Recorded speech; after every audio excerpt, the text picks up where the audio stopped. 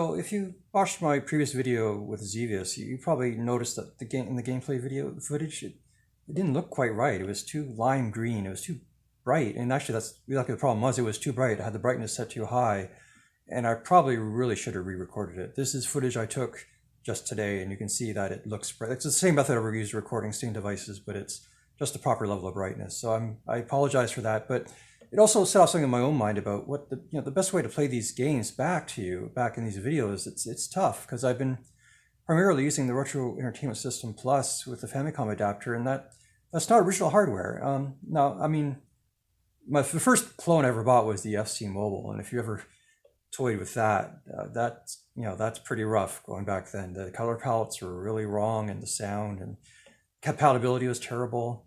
They've come a long way since then. They've come a long way. You can't deny that. And so with the most recent batch of systems, the Retro Entertainment System Plus and the Super Retro Trio Plus, I sort of landed on those because those look like the color palettes are most correct. But let's actually check that out.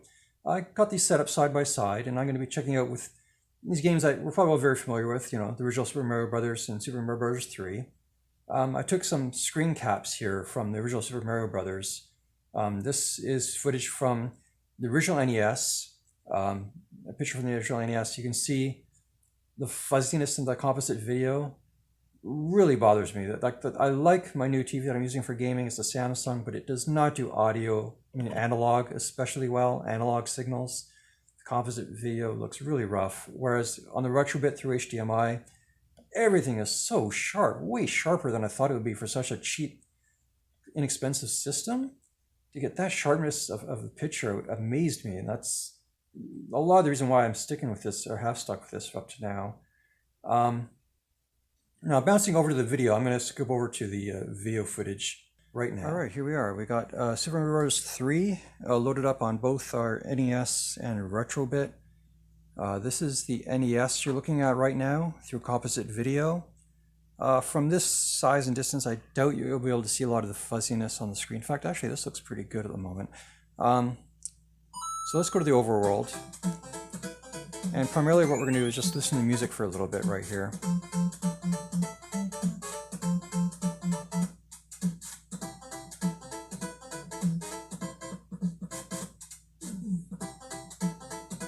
Okay. Now we'll go into HDMI with our Retrobit. And go to the overworld here.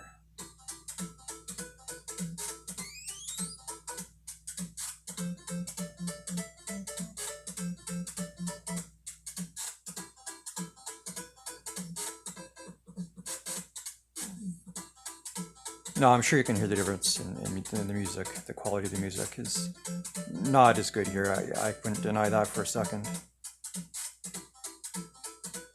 It's just not as rich, like the bass is kind of missing, a little bit of a scratchier maybe. Well, let's go back to the AV, and this is the NES now.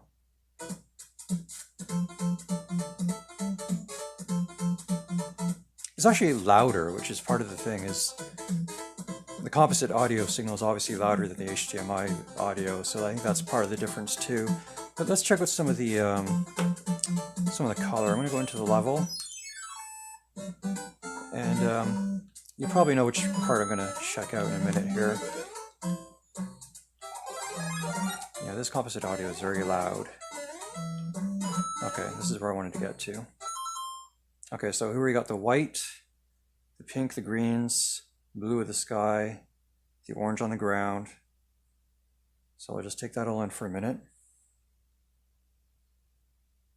And now we'll go to the Retrobit, HDMI. And we'll go to the same part.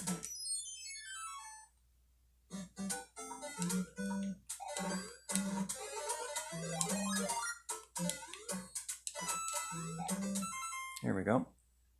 Now it's a very clean picture, which again, I'm not 100% sure will show up as well with the footage I'm taking off camera.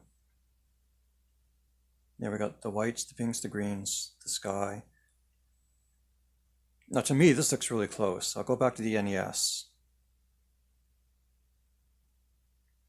So this is the original NES composite video.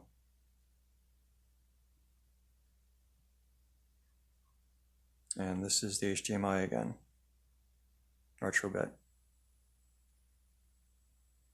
I think the color palettes are pretty darn close, but let's listen to the music again.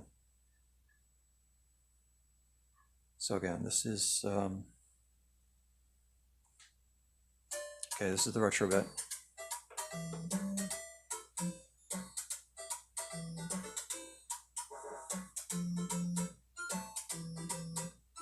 And now this will be the NES.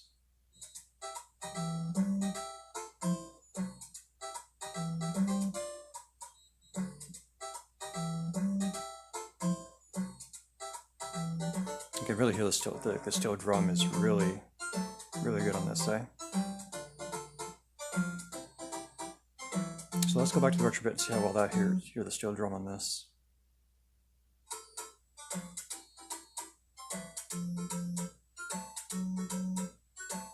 See, it's not terrible.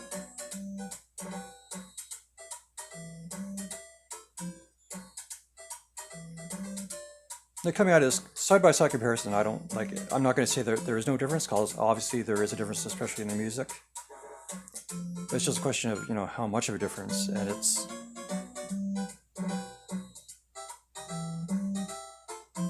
Like I said, I think most of the difference right now is just the volume level.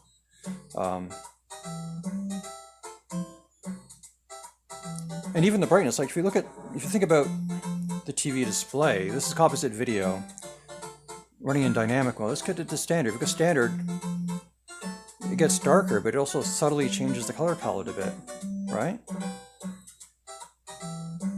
That's kind of the thing with TVs in general, is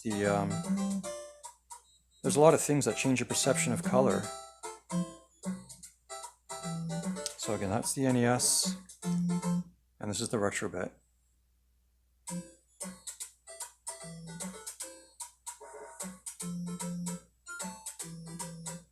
Yeah, so that's just what I wanted to touch on.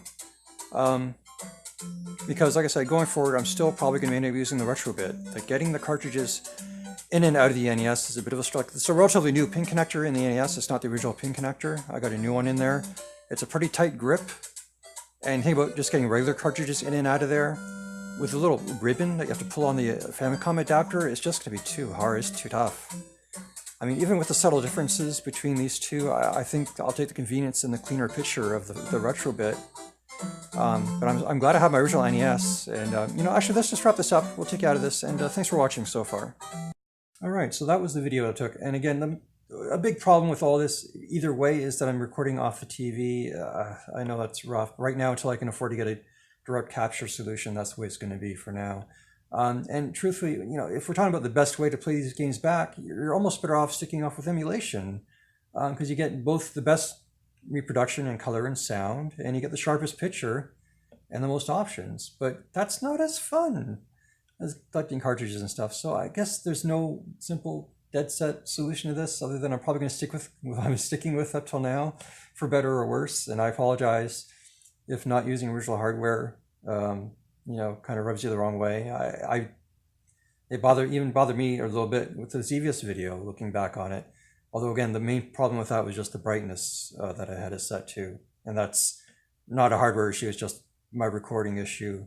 So I'm going to keep making these videos because it's fun.